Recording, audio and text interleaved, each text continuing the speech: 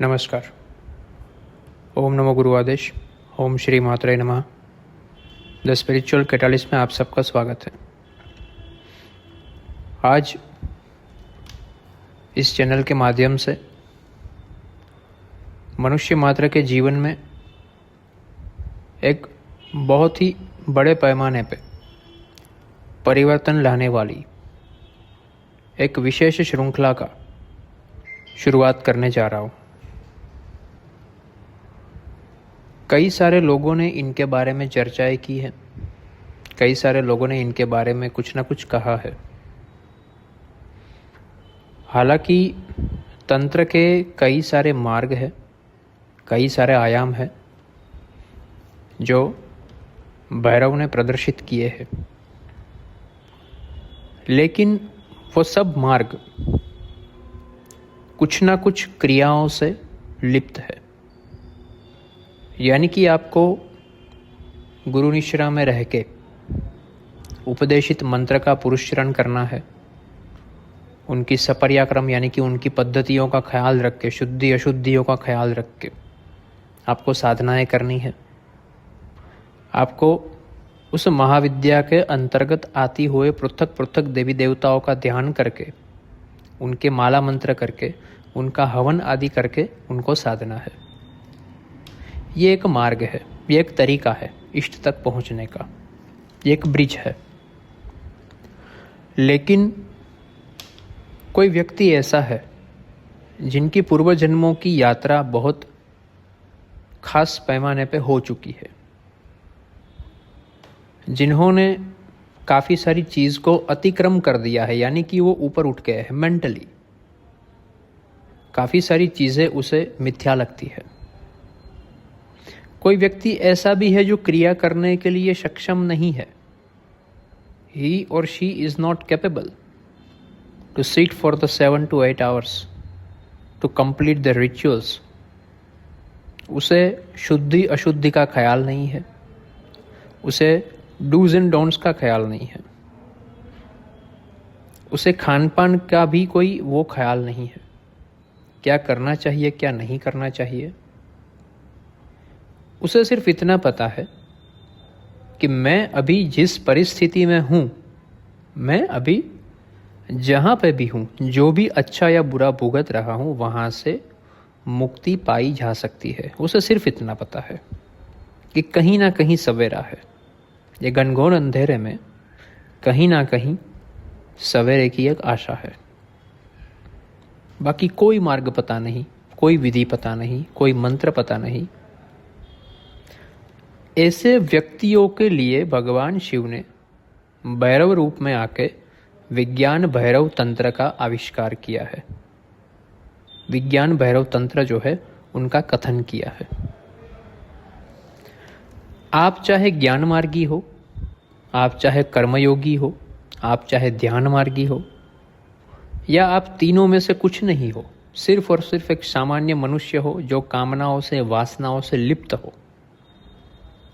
जैसे मैं कई बार कहता हूं कि सूअर कीचड़ में पड़ा है, अब उसे पता नहीं, वो पशु भाव में है, उसे पता नहीं है कि मैं जिस कीचड़ में पड़ा हूं उसे अच्छा नहीं कहा जा सकता।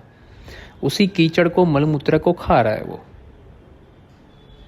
लेकिन कभी ना कभी सूअर को ये पता चल जाए कि मैं जिस कीचड़ में पड़ा हूं उसे अच्छा नहीं माना जा सकता। मैं जिस चीज को खा रहा हूं, मैं जिसमें सो रहा हूं, वो गंदगी है।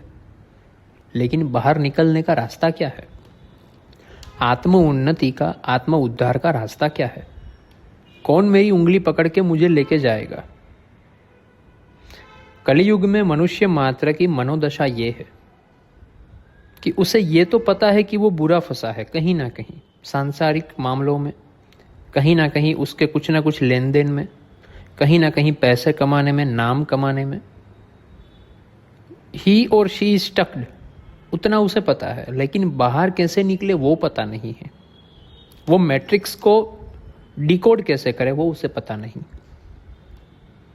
तंत्र में पशु भाव का वर्णन करते हुए भैरव ने कहा है कि आहार, निंद्रा, भय और मैथुन यानी कि food, sleep, fear and sexual desire, ये 4 चीज़ें ऐसी है जिसमें अगर मनुष्य 24/7 है, उसमें ही लिप्त है, तो वो पशु भाव में जी रहा है। एक सामान्य मनुष्य की गति अगर आप देखिए तो वो सुबह उठ के रात को सोते वक्त तब तक उसे आहार क्या खाना है, ये खा लेना है, वो खा लेना है, भाई सेंस ऑफ इनसिक्योरिटी, क्या होगा मेरा, क्या होगा मेरे जीवन का, क्या होगा मेरे माता पिता का, क्या होगा मेरे बीवी बच्चों का, कल जाके ईएमआई भरना है, क्या होगा मेरा, जॉब में प्रमोशन चाहिए, क्या होगा मेरा, भय है, सेंस ऑफ इनसिक्योरिटी है।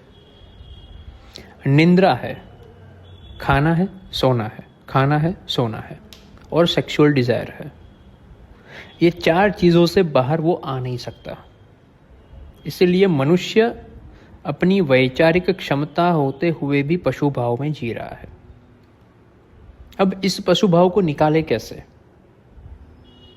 तो भगवान शिव ने विज्ञान भैरव तंत्र में इस मनुष्य योनि से पशु भाव से लेके दिव्य भाव तक की यात्रा का वर्णन किया है कि आप कैसे एक सामान्य मनुष्य होते हुए भी कैसे आप अपना परिवार चलाते चलाते, अपनी रोजी रोटी कमाते कमाते, आप जैसे हो, जो भी हो, जिस परिस्थिति में हो, उस परिस्थिति में कैसे आप मुक्ति की ओर आगे कदम रख सकते हो, किस तरह से आप अपनी मनस्थिति का परिवर्तन कर सकते हो। शिव के बारे में एक बहुत अच्छी चीज़ जो है वो ये है कि भगवान शिव श्मशान और संसार को साथ में लेके चलते हैं। वो किसी भी चीज़ की अवगणना नहीं करते। हर एक देवी देवताओं का अपना अपना एक चॉइस है। इनको ये चढ़ता है, उनको वो नहीं चढ़ता है, उनको लाल कलर का फूल चढ़ेगा, इनको पीले कलर का चढ़ेगा। हर एक देवी देवता का अपना एक चॉइस है। शिव जो है वो चॉइसलेसनेस में मानते हैं। जो खुद की ही शादी में श्मशान को लेके चले जाए, शादी जैसे अवसर पर अगर हमारे किसी दूर के रिश्तेदार की भी मृत्यु हो जाए तो हम उसे अपशगुन मानते हैं। हमारा मन थोड़ा खट्टा हो जाता है कि अरे ये हो गया। लेकिन यहाँ पे जो अपनी ही शादी में श्मशानी ऊर्जाओं को लेके पहुंच जाए भस्मालेपन करके, और वो संसार बसाने की चेष्टा कर सकते हैं, वो संसार बसाने की हिम्मत कर सकते हैं, ऐसे शिव, ऐसे अर्धनारेश्वर जो है वो आपको मुक्ति का बोध दे सकते हैं कि संसार और श्मशान दोनों साथ में चलाया जा सकता है। यानी कि आपको अगर विज्ञान भैरव तंत्र समझना है तो शुद्धि और अशुद्धि, अच्छा और बुरा, पुण्य और पाप, शगुन और अपशगुन, इनसे ऊपर उठने की तैयारी रखनी पड़ती है। आपको अपने आप उठना नहीं है। आपको ये नहीं करना है कि मैं ऊपर उठ गया, वो प्रकृति अपना काम करेगी। लेकिन आपकी मानसिक तैयारी ये होनी चाहिए कि अब भैरव जैसे मुझे चलाएंगे, भैरवी जैसे मुझे चलाएगी, चित्ती शक्ति जिसको त्रिपुरा कहा गया है वो जैसे मुझे गाइड करेगी, वैसे मैं चलूँगा या चलूँगी। मेरा अपना कोई यहाँ पे निर्देश नहीं होगा, मेरी अपनी यहाँ पे कोई चाह नहीं होगी। विज्ञान भैरव तंत्र 112 विधियों से बना हुआ है। 112 विधियाँ, यानी कि एक तरह से देखा जाए तो भगवान शिव ने आध्यात्मिक लोगों के लिए एक बफेट डिनर का आयोजन किया है, आत्माओं के खुराक के लिए। किसी पैसे वाले लोगों के घर जाते हैं हम शादी में, उनके बेटे बेटियों की शादी में, तो 150-200 चीज़ें होती है ना खाने में। चाट मसाला भी है, राजस्थानी, पंजाबी, गुजराती, महाराष्ट्रियन, फिर स्टार्टर भी है, डिज़र्ट भी है। तो अक्सर भारत में हम ये गलती करते हैं कि हमें ऐसा लगता है कि 150 चीज़ें खाने में रखी है तो हमें सब टेस्ट करनी है। अगर एक भी छूट जाए तो हम थोड़ा वो फोमो फील करते हैं, फियर ऑफ मिसिंग आउट, कि मैं रह गया, बाकी सब ने खा लिया। एक्चुअल में बफेट डिनर का प्रावधान ये था, जो रिच क्लास में ये होता है, ये इसका प्रावधान ये था कि मेरे आंगन में आने वाला कोई भी व्यक्ति, चाहे वो छोटा हो, बड़ा हो, बूढ़ा हो, कोई भी कल्चर का हो, कोई भी एथनिसिटी का हो, भूखा नहीं जाना चाहिए मेरे घर से। कोई छोटा बच्चा है, यंगस्टर्स है, उसको पानी पूरी, चाट मसाला पसंद है, पिज़्ज़ा पसंद है, तो उसे वो भी मिलना चाहिए। कोई बूढ़े लोग हैं, उसे कड़ी चावल पसंद है, तो उसे वो भी मिलना चाहिए। ये पर्पस से ये डिनर रखा जाता था, लेकिन हम उसे इस तरह से लेते हैं कि jack of all but master of none. सब थोड़ा थोड़ा थोड़ा थोड़ा टेस्ट करना है, कोई भी चीज़ ढंग की नहीं खानी है। इनसे होता यह है कि आहार का भी व्यय होता है, फूड भी वेस्ट होता है और आपका पेट भी खराब होता है। विज्ञान भैरव तंत्र में भी और कई सारे तंत्र में अनेक विधियां बताई गई। विज्ञान भैरव तंत्र में 112 विधियां हैं। आप अगर ध्यान मार्गी हो, आपको अगर कुछ कर्म करना पसंद नहीं है, आपको कुछ क्रियाएं करना पसंद नहीं है, सिर्फ बैठना पसंद है, तो आपके लिए भी भगवान शिव ने विधियां बताई है। जब मैं शिव बोलता हूं तो आप यहाँ पे भैरव समझना, उनको भैरव रूप समझना। आप अगर मानते हो कि ध्यान से कुछ नहीं होता, ये क्रियाएं करने से, मंदिरों में जाने से कुछ नहीं होता, मंत्र बोलने से कुछ नहीं होता, कर्म प्रधान है। कर्म, अच्छे कर्म करो तो अच्छा पाओगे। अगर आप कर्म योगी हो तो आपके लिए भी कुछ कुछ विधियां वहां पे स्पेशली बताई गई है। अगर कोई ऐसा व्यक्ति है जो ज्ञान मार्गी है, उसे लगता है कि वेद शास्त्र उपनिषद पढ़ना चाहिए, अपने आप को शुद्ध करना चाहिए, अपनी वैचारिक परिवर्तन लाना चाहिए, तो ज्ञान मार्गियों के लिए भी वहाँ पे विधियाँ बताई गई है। और अगर कोई व्यक्ति इन तीनों में से कुछ नहीं है, ना तो वो ध्यान मार्गी है, ना कर्मयोगी है, ना ज्ञान मार्गी है, ना क्रिया करना जानता है, वो सिर्फ और सिर्फ काम वासना में लिप्त है, सिर्फ और सिर्फ अपनी सांसारिक वासनाओं में लिप्त है, तो ऐसे लोगों के लिए भी यहाँ पे क्रियाएं बताई गई है। ये शिव की करुणा है। शिव की सबसे बड़ी एक अच्छी बात अगर हम कहें, हमारे इष्ट की अगर सबसे अच्छी बात कहें तो ये है कि वो सर्वस्व को स्वीकार करके चलते हैं।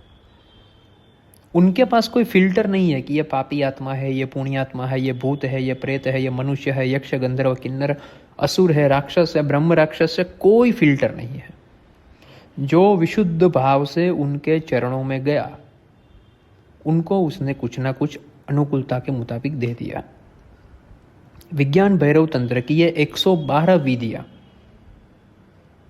जो मैं इस चैनल पे रखने जा रहा हूं आगे जाके, वो एक एक विधि का एक एक लेक्चर में बनाऊंगा, जिसमें सिर्फ और सिर्फ पुस्तकीय बातें नहीं है, सिर्फ और सिर्फ लिखी हुई बातें नहीं है, प्रैक्टिकल इम्प्लीकेशंस कैसे कर सकते हैं उनके लिए चर्चा की जाएगी। शुरुआती दौर में जब आप इस क्रियाओं में आओगे तो आपको हो सकता है कि आपके चक्र के वाइब्रेशंस, आपका जो पास्ट लाइफ मेमोरीज है, आपका सबकॉन्शियस माइंड में जो आपने भर के रखा है, वो सब चीज़ें थोड़ी थोड़ी रिफ्लेक्ट करें, क्योंकि ये चक्र शुद्धि अपने आप करेगी। कुंडलिनी जागरण करना, चक्र ये करना, चक्र वाइब्रेट, ये सब चीज़ें हमारी चेष्टा नहीं है, ये प्रकृति को करने दो।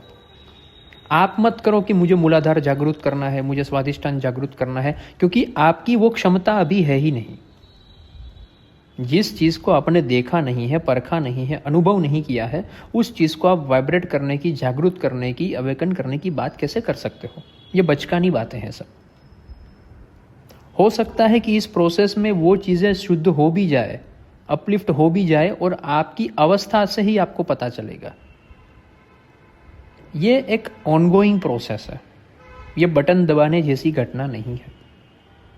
कोई ऐसा टाइम डेट का स्टैंप नहीं कह सकता कि ये डेट पे, ये टाइम पे मेरा मूलाधार जागृत हो गया और फिर मेरी चेतना मणिपुर में चली गई, स्वाधिष्ठान में चली गई, अनाहत में चली गई। कोई नहीं कह सकता।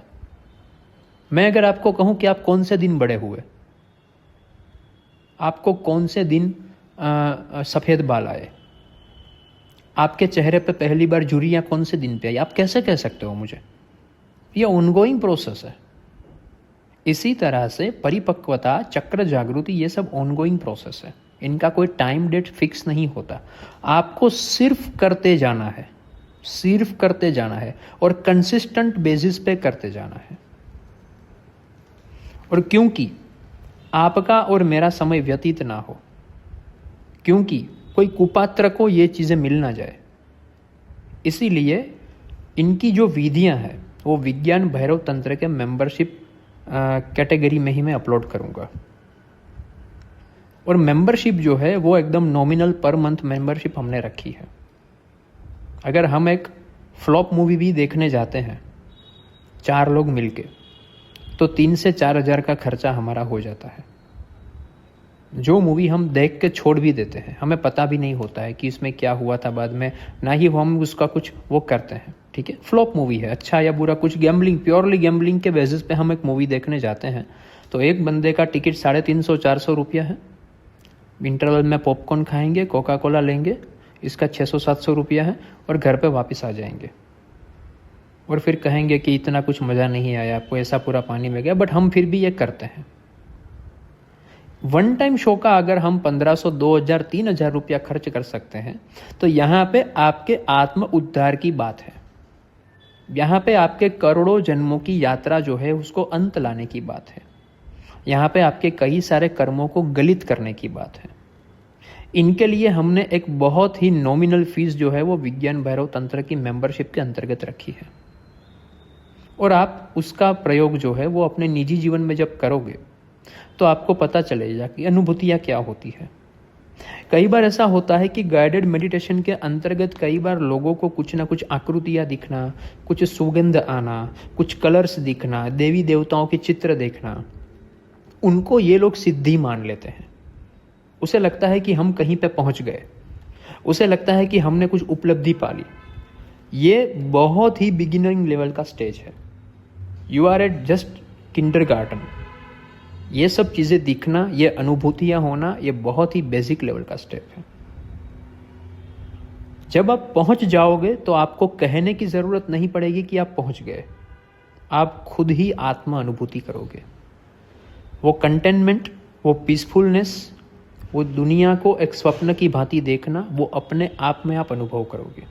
और यही विज्ञान भैरव तंत्र की ब्यूटी है कि यहाँ पे आपको कोई शिव नहीं मिलने वाला, यहाँ पे आपको कोई परमात्मा नहीं मिलने वाला। आप खुद परमात्मा में विलीन होने वाले हो, आप खुद परमात्मा बनने वाले हो।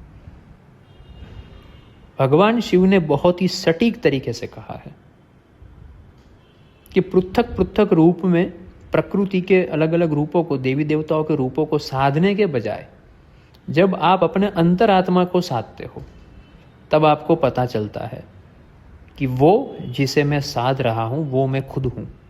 सिर्फ मैं पशु भाव में हूँ, सिर्फ ये सुअर कीचड़ में पड़ा है, तो उसे पता नहीं है कि वो कौन है। विज्ञान भैरव तंत्र आपकी क्षमता को बढ़ा देता है, आपकी शारीरिक, मानसिक और आध्यात्मिक क्षमता को वो एनहांस कर देता है।